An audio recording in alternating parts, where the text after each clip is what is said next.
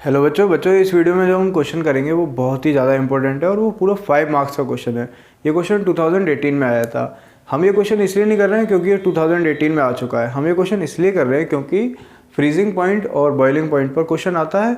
लेकिन ये जो 10% सोल्यूशन ऑफ बाई मास वाला जो क्वेश्चन है ना, मतलब बाई मास और परसेंट में जो क्वेश्चन दे रखा है, इस तरीके का क्वेश्चन अक्सर आया है बोर्ड में, इसलिए हम ये क्वेश्चन कर रहे हैं। समझ गए ना?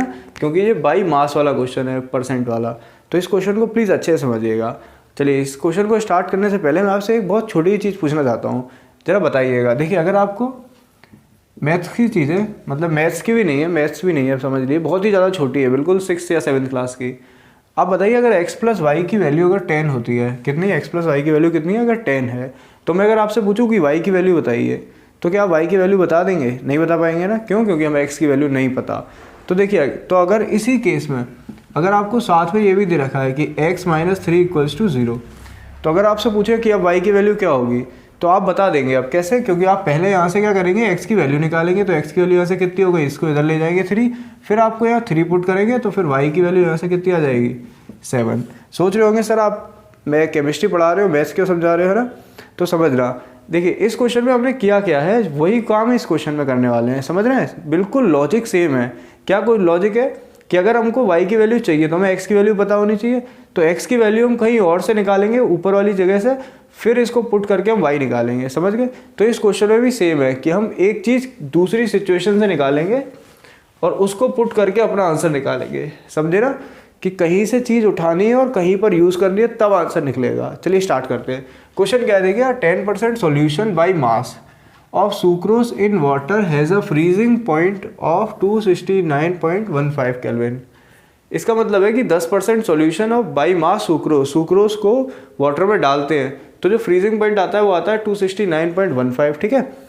फिर हमें फाइंड करना है, calculate the boiling point of 10% glucose, अरे पहले सुक्रोज था, ग्लूकोज, ये इंटरेस्टिंग चीज़ है, समझिएगा, in water if the freezing point of water is this. तो देखिए, सबसे पहली चीज़ यहाँ पर क्या है, ये बाई मास है। ठीक है। और हमें जो फ्रीजिंग पॉइंट, क्वेश्चन हमारा ये है कि फ्रीजिंग पॉइंट ऑफ 10% ग्लूकोज वाला निकालना है, कि 10% ग्लूकोज को इसमें डाल दिया। ठीक है। अब समझिए, इस क्वेश्चन में कहीं भी KF नहीं दे रखा है, कहीं भी KF नहीं दे रखा है। हमने जो फॉर्मूला पढ़ा है वो क्या है, डेल TF बराबर KF इंटू M। हाँ या ना? यही तो पढ़ा है। इस क्वेश्चन में KF कहीं भी नहीं दे रखा है, तो हमें सबसे पहले KF निकालना है। तो KF हम निकालेंगे इतनी सिचुएशन से, जो हमें ये दे रखा है ना गिवन, यहाँ से हमारा निकलेगा KF, बिल्कुल वैसे ही जैसे भी समझाया था कि x की वैल्यू 3 ऊपर x माइनस 3 से निकल रही है। ठीक है। तो यहाँ से KF कैसे निकलेगा समझिए। अब सॉल्व करते हैं।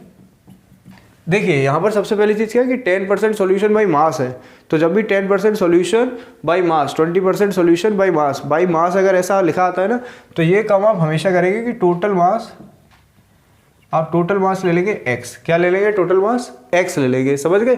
अब टोटल मास किसका, सॉल्यूशन का लिया है। टोटल मास ऑफ सॉल्यूशन आपने क्या मान लिया, x। अगर टोटल मास सॉल्यूशन का x है, तो सॉल्यूशन में क्या होगा, सुक्रोज भी होगा और वाटर भी होगा, कुछ पार्ट सुक्रोज का और कुछ पार्ट वाटर का। तो सुक्रोज कितना है, 10%। ठीक है। तो यहाँ पर मास ऑफ सुक्रोज क्या हो जाएगा, 10/%। ऐसे ही तो सॉल्व करते हैं, अपन 100 इंटू एक्स, तो ये कितना आएगा, 0.1x आ गया ना। कितना आ गया ये, 0.1x। ठीक है। अगर ये नहीं लिख रहा है तो ये लीजिए, 0.1x आ गया ये। ओके। अब मास ऑफ वाटर निकाल सकते हो आप, दोनों चीज़ें ही तो होगी। तो मास ऑफ वाटर कितना है, अगर 10% सुक्रोज है तो बाकी 90% क्या होगा वाटर। तो ये 90/100 क्या हो जाएगा, वाटर। तो ये कितना आ गया, 0 से 0 गया, ये 0.9x आ गया। ये चीज़ समझ गए? ठीक है। अब हमें निकालना है क्या निकालना है, KF।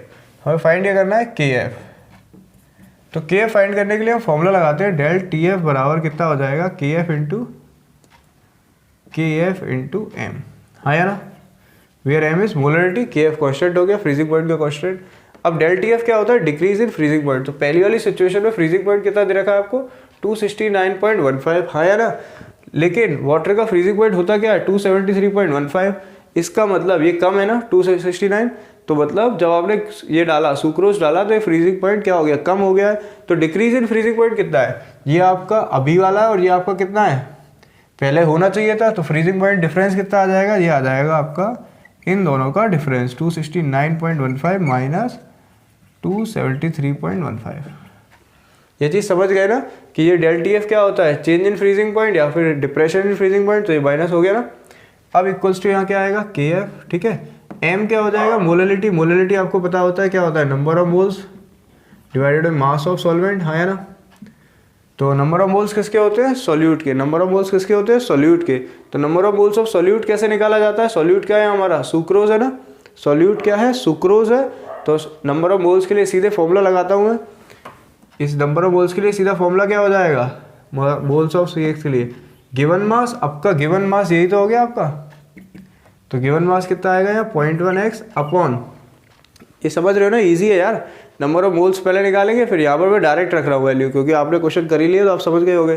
तो नंबर ऑफ मोल्स के लिए क्या करेंगे, गिवन मास ये रहा divide by molecular mass of, इसका याद है ना, जीएम का मतलब गिवन मास अपॉन एमएम का मतलब मोलर मास। तो गिवन मास आपका ये था जो इसमें है, और मोलर मास कितना है इसका, सुक्रोज का आपको गिवन है 342, तो यहाँ कितना आ जाएगा 342 आ जाएगा।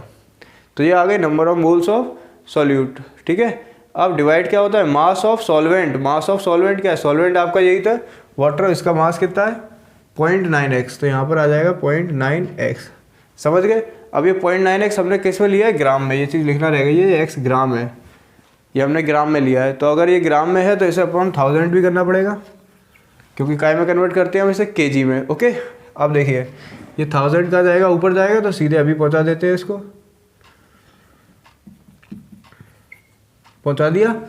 अब यहाँ देखिए x से x कैंसिल हो जाएगा, ठीक है, पॉइंट से पॉइंट कैंसिल हो जाएगा, और इसको माइनस करेंगे तो 0.15 से 0.15 क्या, ये कितना आ गया 4, माइनस का आएगा लेकिन आप पॉजिटिव लेंगे, ठीक है, क्योंकि यहाँ पर माइनस का कोई वो नहीं है, मैग्नीट्यूड लेंगे आप सिर्फ। तो यहाँ 4 आ गया, यहाँ कितना आ गया के एफ इंटू ये कितना आ गया, इधर देखिए ये सब कैलकुलेशन को सॉल्व करेंगे तो यहाँ ऊपर 1000 है, नीचे कितना है 9, और ये कितना है 342। तो यहाँ से के एफ की वैल्यू कितनी आ गई, ये सब ऊपर जाएगा ना, तो ये आएगा आपका 4 × 9 × 342 डिवाइडेड बाई 1000 बराबर के एफ। समझ गए क्या निकल आया अपना, के एफ निकल आया इस पूरी चीज़ से। अब हमें फाइंड करना है क्या, calculate the freezing point of 10% of glucose. अब जब ग्लूकोज होगा तब हमें फाइंड करना है क्या, फ्रीजिंग पॉइंट।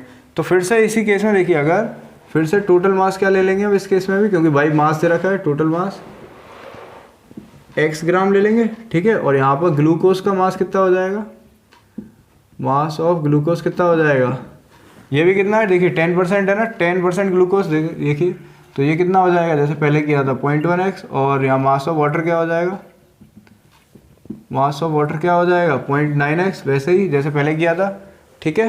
अब हमें फाइंड क्या करना है, फ्रीजिंग पॉइंट निकालना है। तो पहले यही फॉर्मूला यूज़ करेंगे, delta T F depression in freezing point क्या हो जाएगा, K F into m. Freezing point आपको नया वाला निकालना है, तो उसके लिए पहले पता होना चाहिए ना कि ग्लूकोज डालने पर कितना डिप्रेशन हुआ है फ्रीजिंग पॉइंट पे। तो ये डिप्रेशन इन फ्रीजिंग पॉइंट, ये के एफ और ये एम मोलैलिटी। तो डेल टी एफ हमें अब यहाँ निकालना है। तो के एफ हमें पता है, पहले के एफ नहीं पता था, लेकिन अब के एफ पता चल गया ये रहा। तो इसकी वैल्यू उठा के यहाँ पुट कर देते हैं, कितना है 4 × 9 × 342 डिवाइडेड बाई 1000, ठीक है। फिर यहाँ क्या चाहिए आपको, मोलैलिटी चाहिए इस केस में। तो इस केस में मोलैलिटी ये वाली नहीं लगाओगे, इस केस में मोलैलिटी अब जो नई वाली आएगी वो लगाओगे, ठीक है। तो मोलैलिटी यहाँ पर क्या हो जाएगी, यहाँ मोलैलिटी क्या हो जाएगी, मोलैलिटी आपको पता है number of moles divided by क्या होता है, गिवन मास ऑफ सॉल्वेंट। तो नंबर ऑफ मोल्स ऑफ किसके निकालोगे, ग्लूकोज के। किसके हैं यहाँ पर, सॉल्यूट अब क्या है, ग्लूकोज है। तो ग्लूकोज का क्या हो जाएगा, नंबर ऑफ मोल्स ये हो जाएंगे आपके 0.1x गिवन मास ये वाला डिवाइड बाई ये कितना हो जाएगा 180, ठीक है। और डिवाइड में क्या आता है, ये आ गए नंबर ऑफ मोल्स। अब क्या लिखेंगे हम, mass of solvent. Mass of solvent क्या है, वाटर, तो ये आएगा 0.9x। और क्योंकि ये हमने ग्राम में लिया है तो नीचे क्या आएगा 1000, तो ये 1000 कहाँ जाएगा आपका ऊपर। आई होप आपको ये चीज़ समझ आ रही हो अच्छे से। तो यहाँ पर हम मोलैलिटी की वैल्यू रखते हैं यहाँ पर 0.1x × 1000 डिवाइड बाई 180 × 0.9x, ठीक है। तो डेल टी एफ यहाँ से कितना आ जाएगा, इस कैलकुलेशन को सॉल्व करते हैं। 1000 से 1000 किया मैंने, इसलिए ये सॉल्व नहीं किया था ताकि ये मुझे पता था कट जाएगा, ठीक है। तो 0.9x यहाँ पर है, 0.1x है, तो फिर से x जाएगा, पॉइंट से पॉइंट जाएगा, फिर 9 से 9 भी चला जाएगा। तो ऊपर कितना बचा, 4 × 340 × कुछ नहीं, सब कट गया 180, ठीक है। 4 से 180 जाएगा 45 टाइम्स, फिर 9 से जाएगा 5 टाइम्स, और 9 3 × 27 और 9 8 × 72, 5 से इसको काटेंगे 5 7 × 35 और 6 तो ये आ गया डेल टी एफ कितना आ गया 7.6 के। आगे बात समझ में आई नहीं। और डेल टी एफ जो होता है वो हमेशा काय में आना चाहिए, नेगेटिव में आता है, क्योंकि ये डिप्रेशन देता है ना, तो इसे हम नेगेटिव में यूज़ करेंगे। तो अब आपका जो बॉइलिंग ये आ गया कम हो जाएगा, जो बॉइलिंग पॉइंट क्या होगा, वो फ्रीजिंग पॉइंट क्या होगा, कम हो जाएगा। तो नया फ्रीजिंग पॉइंट क्या आ जाएगा, new freezing point T F क्या आ जाएगा आपका पुराना 273.15 माइनस क्या हो जाएगा 7.6। ये समझ गए, इसको 60 कर लेना। अब इसको हमें कम भी तो करना पड़ेगा। अब इसमें से इसको माइनस करेंगे तो 5 में से 60 में से वो इसको आप माइनस कर ही लेंगे,